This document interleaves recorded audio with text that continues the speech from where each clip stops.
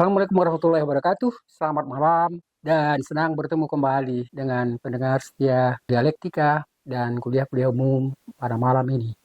Dan ini adalah bagian ketiga dari diskusi kita tentang kejahatan kerah putih atau koruptor kerah putih dan koruptor kerah biru. Teman-teman sekalian, pada bagian terakhir ini saya memang mencoba untuk meringkas supaya cukup 3 bagian saja perkuliahan kita tentang kejahatan koruptor kerah putih dan koruptor kerah biru. Teman-teman sekalian, tadi sebenarnya kita berikan contoh korupsi yang dilakukan oleh pejabat negara, misalnya mulai dari katakanlah misalnya menteri-menteri yang terlibat dan melakukan kegiatan korupsi, juga misalnya gubernur, bupati, dan lain-lain. Dan mereka adalah para profesional yang mempunyai pekerjaan dan tugas yang terhormat, dan dengan memberikan contoh-contoh di atas itu adalah sebenarnya contoh dari apa yang kita sebut sebagai koruptor kerah putih. Lalu sebenarnya apa yang membedakan antara koruptor kerah putih itu dengan koruptor yang berkerah biru? Teman-teman sekalian, yang membedakan itu sebenarnya bukan besar kecilnya uang yang dikorupsi, tetapi sebenarnya lebih membedakan itu adalah perbedaan antara status sosial ekonomi koruptor itu antara misalnya para koruptor kelas atas, para profesional atau pelaku korupsi kerah putih dengan korupsi yang dilakukan oleh misalnya masyarakat kelas bawah yang kita sebut namanya dengan koruptor kerah biru. Teman-teman sekalian, kita bisa melihat perbedaan jenis pekerjaan dan tugas, serta metode korupsi yang dilakukan oleh dua kelompok tadi. Yang pertama misalnya yang dilakukan oleh koruptor kerah putih itu, mereka adalah terdiri dari status sosial ekonomi dari kelas menengah ke atas. Jadi teman-teman sekalian, mereka sebenarnya boleh dikatakan sebagian besar itu adalah kalangan yang terdidik. Mungkin ada juga 1-2 misalnya memang tidak terlalu terdidik, tapi memang bisa menjadi pejabat-pejabat penting, ya karena misalnya ada keluarga yang mendukungnya. Tapi yang jelas, yang ciri pertama itu adalah bagaimana misalnya pelaku-pelaku yang dilakukan oleh para profesional dan para pejabat-pejabat dari kelas menengah ke atas itu juga biasanya memang itu salah satu ciri untuk membedakan antara apa yang disebut misalnya ya koruptor yang berkerah putih dengan nanti yang kita jelaskan sesudahnya koruptor yang berkerah biru. Yang kedua adalah jenis pekerjaannya. Teman-teman sekalian, jenis pekerjaan para koruptor berkerah putih itu sebenarnya mereka biasanya adalah para manajerial. Ya, jadi mereka misalnya menentukan sekali pada satu perusahaan atau misalnya lembaga negara, dan juga bisa bekerja sebagai seorang administratif profesional. Katakanlah misalnya administratif di kepresidenan atau mungkin juga misalnya di departemen atau lembaga-lembaga negara lain, atau malah juga misalnya bisa misalnya swasta di BUMN dan seterusnya itu. Mereka sebenarnya adalah jenis pekerjaan yang mereka tugaskan adalah pekerja manajerial atau juga misalnya bisa administratif yang bisa misalnya mengatur ya administrasi itu baik misalnya kemasukan dan pengeluaran keuangan pada apa yang mereka ditugaskan untuk itu dipercaya untuk itu. Teman-teman sekalian, jadi kita mengatakan tadi bahwa pekerjaan para eksekutif ya perusahaan, pegawai pemerintah yang mempunyai posisi yang tinggi dan kemudian juga misalnya mereka bisa saja yang melakukan korupsi kerah putih itu adalah para pengacara atau akuntan. Teman-teman sekalian, bisa bayangkan misalnya kalau tadi seorang pengacara itu misalnya bisa dibayar dengan katakanlah misalnya ratusan miliar atau puluhan miliar untuk bisa membantu mendukungkan tegaknya sesuatu yang sebenarnya tidak benar. Teman-teman sekalian, yang ketiga adalah metode korupsinya. Pada metode korupsi ini misalnya kalau pada kerah putih biasanya mereka bisa melakukan manipulasi keuangan dan juga melakukan penipuan. Teman-teman sekalian, saya pikir kalau misalnya kita mencoba untuk melakukan ya analisis terhadap ya para koruptor itu, jelas sekali tidak mungkin mereka bisa lepas dari metode yang kita sebut tadi dengan manipulasi keuangan. Katakanlah misalnya manipulasi dan kemarin itu dan hari ini masih diributkan misalnya. Bagaimana misalnya ada anggota DPR melakukan studi banding tentang makan siang itu ke Eropa, yang negara penduduknya saja sekitar hanya 10 juta.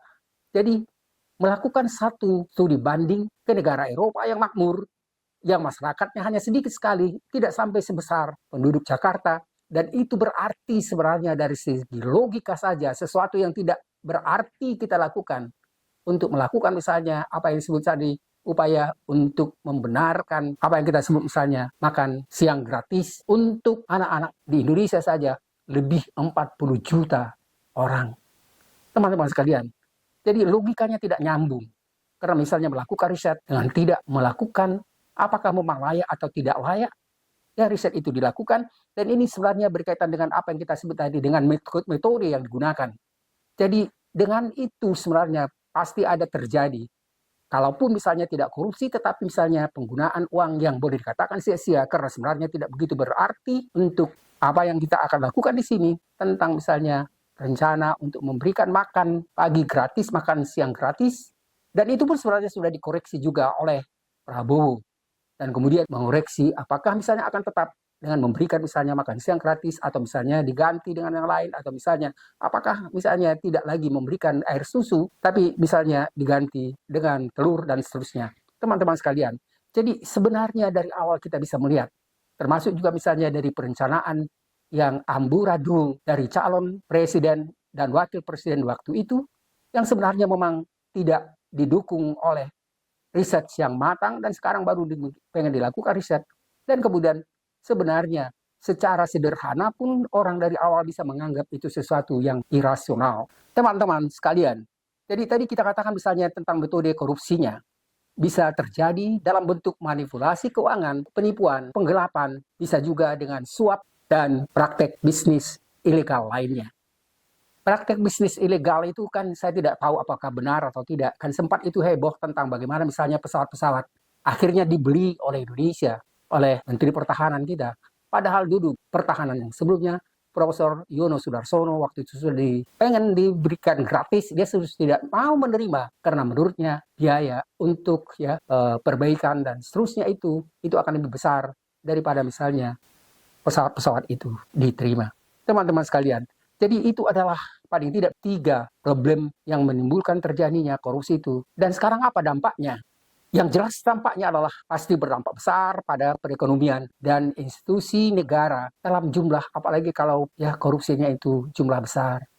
Teman-teman sekalian, kalau misalnya sampai 300 triliun, dan kalau misalnya yang melakukan itu bukan hanya 1-2 departemen, baik misalnya lebih besar atau kecil, dari 300 triliun itu berarti sebenarnya bisa kita bayangkan, kalau misalnya kita bangunkan untuk rumah sakit, atau misalnya lembaga pendidikan, atau misalnya meringankan biaya perkuliahan untuk semua mahasiswa yang belajar di universitas, maka saya pikir itu akan sangat membantu untuk memajukan bangsa dan negara.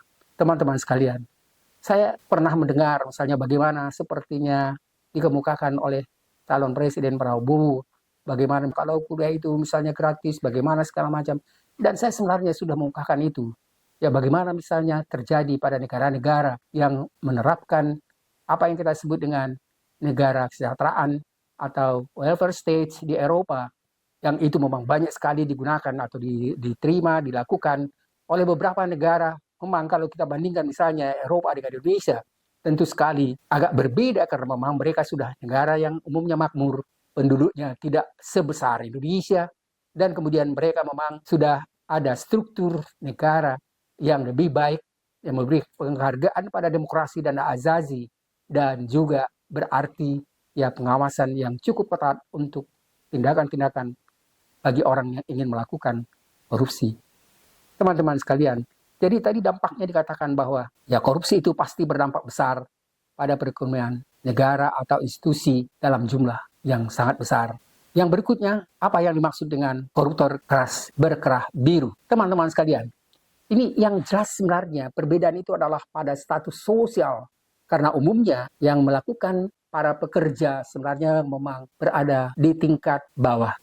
Kalau kita katakan misalnya pekerja tingkat kerah putih itu menengah ke atas, maka para pekerja yang bekerja pada pekerjaan biasa, katakanlah misalnya jenis pekerjaan yang memerlukan hanya kerja yang sederhana, hanya memerlukan misalnya pekerjaan teknis sederhana seperti misalnya bagaimana bekerja di pabrik, bagaimana misalnya kalau jadi buruh, bagaimana misalnya bekerja sebagai sopir, dan biasanya kalau misalnya mereka ada melakukan korupsi, itu biasanya hanya dalam bentuk pencurian fisik. Jadi pencurian misalnya yang ada di dalam kantor atau perusahaan, dan itu sebenarnya barang-barang kecil yang tidak misalnya memiliki harga yang besar. Jadi teman-teman sekalian, metode korupsi itu biasanya hanya melakukan penggelapan bahan-bahan atau barang-barang yang berbentuk kecil dan tidak sebenarnya berpengaruh pada apalagi institusi. Teman-teman sekalian, jadi kita sebenarnya sudah menjelaskan ya perbedaan antara apa yang dimaksud dengan para koruptor kerah putih dan koruptor pekerja kerah biru. Teman-teman sekalian, saya merasa senang sekali. Paling tidak dalam kuliah ini, pertanyaan dari peserta atau pengikut yang saya sebut tadi, yang mengikuti dengan setia dialektika ini, alhamdulillah saya sudah bisa memberikan secara ringkas tentang penjelasan apa perbedaan antara ya pekerja kerah putih dan pekerja kerah biru.